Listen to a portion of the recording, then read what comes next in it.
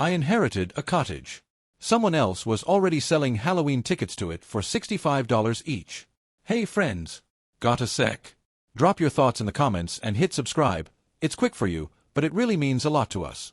Alright, let's dive into today's story. Original post, October 3rd. I never thought I'd be writing something like this, but I need to document what's happening because I'm starting to question my own sanity. My name is Christopher, I'm 34, and I recently inherited a beautiful rural cottage from my grandmother who passed away 6 months ago. The property sits on 12 acres of woodland in upstate New York, complete with a Victorian-era main house and 2 smaller outbuildings. It's been in our family for 3 generations. My sister Michelle, who's 32 and runs a small real estate business in town, has always been competitive with me. Growing up, everything was a contest: grades, sports, even who got the bigger slice of birthday cake. But what she's doing now goes beyond sibling rivalry. It started innocently enough.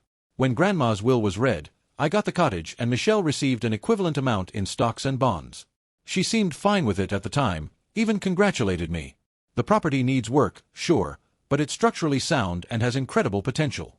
I've been spending weekends there, slowly renovating while keeping my job as a software developer in the city. 3 weeks ago, things got weird. My contractor, James, called me to say he was pulling out of the renovation project. When I pressed him for a reason, he reluctantly admitted that he'd heard the property was cursed and didn't want to risk his crew's safety. I laughed it off initially, thinking someone was pulling a prank. But then the second contractor cancelled. Then the third. I started asking around town during my last visit, and apparently, everyone suddenly knows my cottage is haunted. The local hardware store owner, Robert, took me aside and told me people were saying strange things happened there. Tools flying across rooms, blood seeping from walls, voices in the basement. Classic horror movie stuff that definitely never happened. Yesterday, I discovered the source. My cousin Sarah called and mentioned that Michelle had been telling everyone at her book club about the family secret, how our grandmother had hidden the truth about the cottage being built on an old burial ground, how there had been mysterious deaths there in the 1970s, how she'd seen apparitions during our childhood visits. None of this is true. I spent every summer at that cottage. The scariest thing that ever happened was when I fell out of the oak tree and needed 6 stitches. I confronted Michelle over the phone last night. She laughed it off, saying she was just sharing some fun Halloween stories since October started. But here's the thing. She then offered to take the cursed property off my hands for about 30% of its actual value, saying she felt bad that I was stuck with it. The property is worth at least $400,000 in its current state, potentially $600,000 once renovated. She's offering $120,000. I declined, obviously, but now I'm worried about what she'll do next. She has connections all over town through her real estate business, and at this rate, I won't be able to hire anyone to work on the property. I'm even having trouble getting delivery services to come out there. Am I crazy for thinking my own sister is orchestrating this to steal my inheritance? What should I do? Update 1, October 10th. Thank you to everyone who responded to my original post. Your advice about documentation was spot on. I've started recording everything and, following several suggestions, I installed security cameras around the property. What I discovered has confirmed my worst suspicions and then some. I took a week off work and told everyone, including Michelle, that I was going to Boston for a software conference. Instead, I've been staying at the cottage, parking my car in the old barn where it can't be seen from the road. The cameras were installed by a friend from college, Kevin, who drives up from New Jersey, far enough away that he has no connection to our local drama. On my 3rd night here, around 11 p.m., motion sensors alerted me to activity on the property. Through the camera app, I watched Michelle's BMW pull up the driveway. She wasn't alone. With her were 3 people I didn't recognize. 2 men in business suits and a woman with a tablet who was constantly taking notes and photos. I couldn't hear their conversation from inside, but their body language was telling. Michelle was gesturing enthusiastically at the property, pointing out various features, leading them around like a tour guide. They spent 40 minutes walking the grounds, with the woman taking measurements of the main house and outbuildings. Michelle even had keys, probably copies from when Grandma was alive, and let them inside. I stayed hidden in the upstairs bedroom with the lights off, recording everything through both the security system and my phone. They walked through each room, with Michelle pointing out features and the others nodding appreciatively. In the dining room, through a crack in the door, I heard fragments, perfect for October events. And, capacity for at least 200 people per night. And, vintage atmosphere you can't replicate. They left after an hour, but not before I saw one of the men hand Michelle what looked like a check or document, which they signed under the porch light. The next morning, I did some digging. Using the security footage, I got clear shots of their license plates. The BMW belonged to a rental company. They were from out of state. Through LinkedIn and some creative searching, I identified one of the men, David Chen, an investor who specializes in experiential entertainment ventures. His company, Phantom Experiences LLC, operates haunted houses and escape rooms across the Northeast. I then created a fake email account and reached out to his company as a potential investor. The automated response included their recent investor packet, which outlined their expansion plans for 2024. Buried on page 47 was a line item, Blackwood Cottage Haunted Experience, Q4 2024 launch, projected first-year revenue $340,000. Blackwood Cottage is my cottage. That's its historical name, though few people use it anymore. My sister is literally trying to steal my property to turn it into a commercial haunted house. But here's where it gets worse. I found a website that's already live, Blackwood Haunted Cottage, the most terrifying experience in upstate New York. It's professional, with atmospheric photos of my property edited to look sinister, complete with a backstory about the tragic Blackwood family murders, which never happened, and the documented paranormal activity, also fiction. They're already selling tickets for events at MY Property, starting October 24th. I've screenshot everything and backed it up in multiple locations. I've also consulted with a lawyer, Patricia Hendricks, who specializes in property fraud. She says I have a strong case but advised me to gather more evidence before taking action. Michelle has no idea I know any of this. She called me yesterday while I was in Boston to ask how the conference was going and to casually mention that she'd heard more disturbing stories about the cottage. She even suggested I might want to reconsider her offer before word really gets out and the property becomes completely unsellable. I'm going to let her dig her own grave a little deeper. Patricia says if we can prove she's actively committing fraud, which selling tickets to events on property she doesn't own definitely is, we can pursue both civil and criminal charges. I'll update again soon. This is far from over. Update 2, October 17th. The situation has exploded beyond what I could have imagined. Michelle has gone all in on her scheme, and I've been documenting everything while preparing for legal action. Here's what's happened in the past week. First, the website has been updated with a full schedule of events. They're planning nightly tours from October 24th through November 2nd, priced at $65 per person. VIP paranormal investigation experiences are going for $150. They claim to have exclusive access to the most authenticated haunted location in New York State. I had Kevin help me set up more sophisticated surveillance, including audio recording devices in the common areas, legal in New York since I own the property, and posted notice at the entrance. What we captured 2 nights ago was invaluable. Michelle returned with a full crew, about 12 people including makeup artists, set designers, and actors. They spent 6 hours setting up elaborate props throughout the property.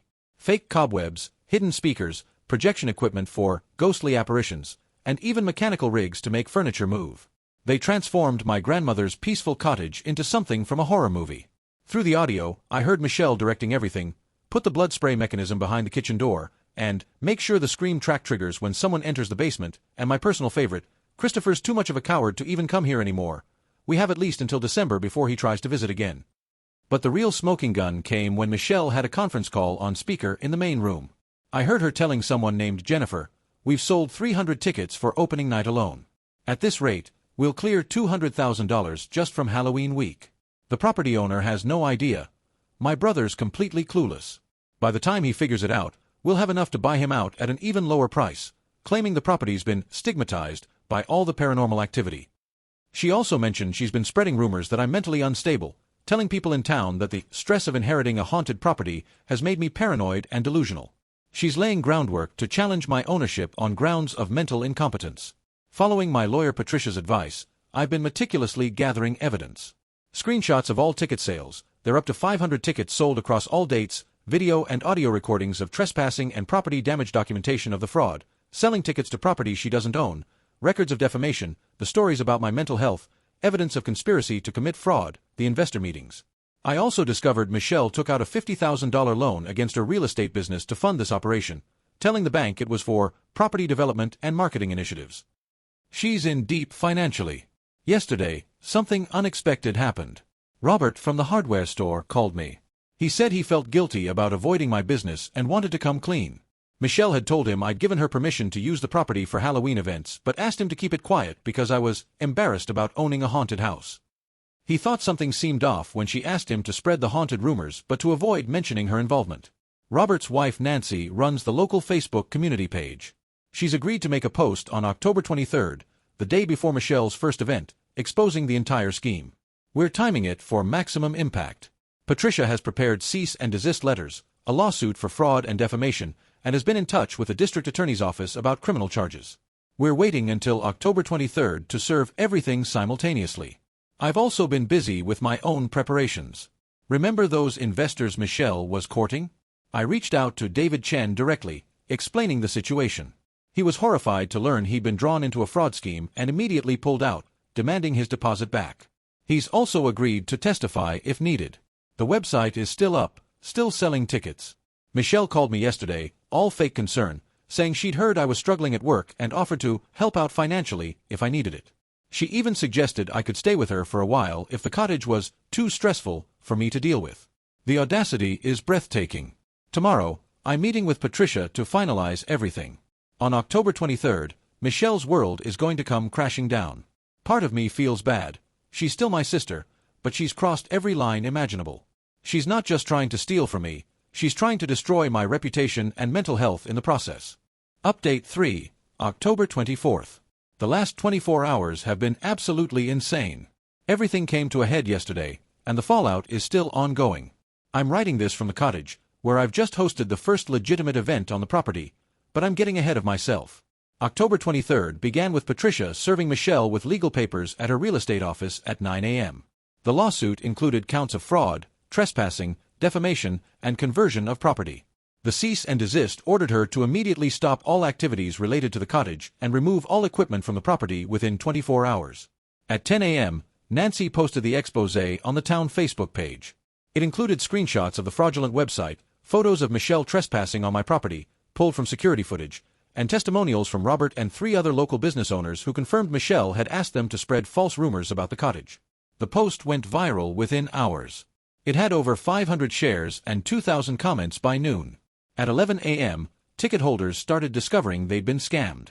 The comment sections exploded with people demanding refunds for their $65 to $150 tickets. Some had driven from hours away and booked hotels for the exclusive haunted experience. At noon, Michelle called me, screaming incoherently. She accused me of ruining her life, destroying her business, and claimed I'd stolen what was rightfully hers. When I reminded her that she was the one committing fraud, she hung up. By 2 p.m., the situation escalated. Around 100 angry ticket holders had gathered at Michelle's real estate office demanding refunds. She'd sold tickets worth approximately $75,000 but had already spent most of the money on equipment rental, actor fees, and marketing. She couldn't provide refunds. The police arrived at 3 p.m. While fraud charges are still being investigated, they issued Michelle a citation for operating a business without proper permits and shut down her haunted house operation immediately. At 4 p.m., something unexpected happened. A group of disappointed ticket holders showed up at my cottage. I was there with Patricia, documenting the removal of Michelle's equipment, which her hired crew was frantically trying to retrieve. The visitors were upset, but not at me. They felt bad for being part of a scheme to defraud me. One woman, Linda, made a suggestion that changed everything. Why don't you run a legitimate Halloween event? We're all here, we all want a Halloween experience, and this place actually has great atmosphere even without the fake blood. I thought about it for maybe 30 seconds before agreeing. Patricia helped me draft a quick liability waiver, and I offered everyone their choice. They could join a class action lawsuit against Michelle for full refunds, or they could apply their tickets to a real event at the cottage, a Halloween party and bonfire with local food trucks, cider, and storytelling around the fire. About 80% chose to stay for the party. I called in every favor I had. Kevin drove up from New Jersey with sound equipment. Robert brought hay bales and decorations from his store. Nancy helped coordinate food trucks. By 7 p.m., we had transformed the cottage grounds into a legitimate Halloween festival. It was magical. Instead of fake scares, we had local historians tell actual historical stories about the area.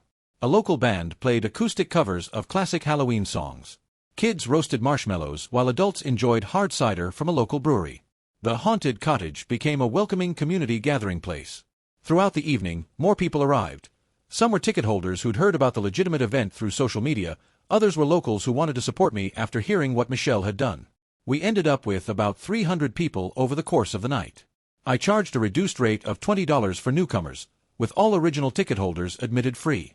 After covering costs, I netted about $3,000, which I'm donating to the local historical society. The best part? People loved the authentic experience so much that I've been asked to make it an annual tradition. 3 local businesses have already offered to sponsor next year's event. As for Michelle, her world has crumbled. Her real estate license has been suspended pending investigation. The bank called in her $50,000 loan immediately upon learning it was obtained under false pretenses. She's facing a class action lawsuit from 500 ticket holders, plus my separate civil suit. The district attorney is reviewing criminal fraud charges. She showed up at the cottage around 10 p.m. last night, looking haggard.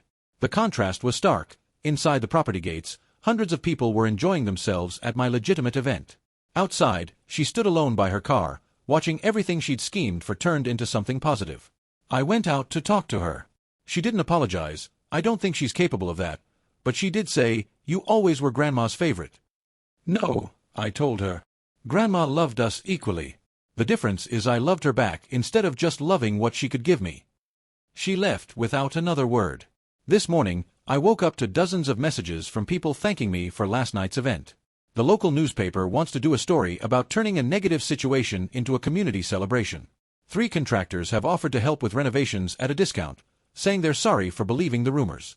The cottage is no longer haunted in the town's eyes. It's become a symbol of community resilience and justice served. Final update, November 15th. It's been 3 weeks since the Halloween incident, and I wanted to provide one last update to close this chapter properly.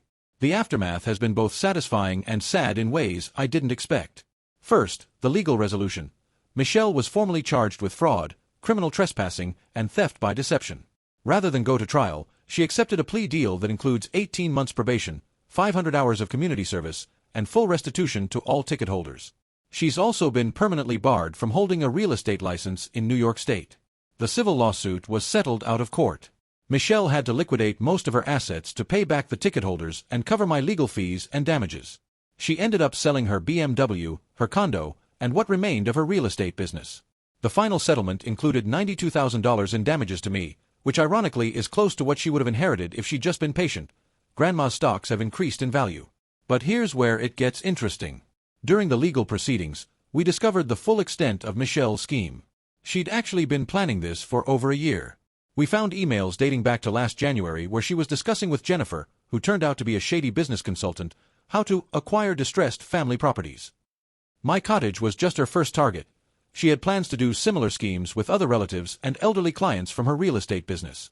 The investigation revealed she'd done smaller versions of this before. 3 elderly clients had sold properties to her at below market rates after she'd spread rumors about foundation problems, pest infestations, or zoning issues. She'd then flipped these properties for substantial profits. These cases are now being investigated, and she's facing additional charges. On a more positive note, my Halloween event was such a success that the town council approached me about making it official. The Blackwood Cottage Harvest Festival is now a registered annual event with proper permits, insurance, and sponsorship from local businesses. We're planning to expand next year with craft vendors, a corn maze on the adjacent land, and a barn dance in the restored outbuilding. The renovation is back on track. With the money from the settlement and the goodwill from the community, I've been able to hire excellent contractors. James, the first contractor who'd pulled out, personally apologized and offered to do the kitchen renovation at cost. The cottage should be fully restored by spring. I've also started a weekend farmers market on the property. Every Saturday, local vendors set up stands selling produce, crafts, and baked goods. The same community that once avoided the haunted cottage now sees it as a gathering place. Last weekend, we had over 400 visitors. The success has actually changed my life plans. My software company offered me a permanent remote position after seeing how well I worked during this chaos. I'm moving to the cottage full-time in January, turning one of the outbuildings into a home office. The main house will be partially open for historical tours and special events. The most unexpected development came from David Chen, the investor Michelle had tried to involve. He was so impressed with how I handled everything that he's offered to legitimately partner with me on developing experiential events, but historical and educational ones, not fake hauntings. We're planning a Victorian Christmas event for December and a Revolutionary War encampment for next summer. As for Michelle, she moved to California 2 weeks ago to stay with our aunt. Before she left, she sent me a letter, not an apology exactly, but an acknowledgement. She wrote that she'd always felt Grandma loved me more because I reminded her of Grandpa, who died before Michelle was born. She felt the cottage was just another example of her getting second best. She said she knew what she did was wrong but couldn't stop herself once she'd started. I wrote back, telling her something Grandma had told me before she died. She'd actually originally planned to leave the cottage to Michelle because she thought Michelle needed the connection to family history more than I did. But Michelle had made a comment about tearing it down to build condos during Grandma's 90th birthday party, not knowing Grandma could hear her.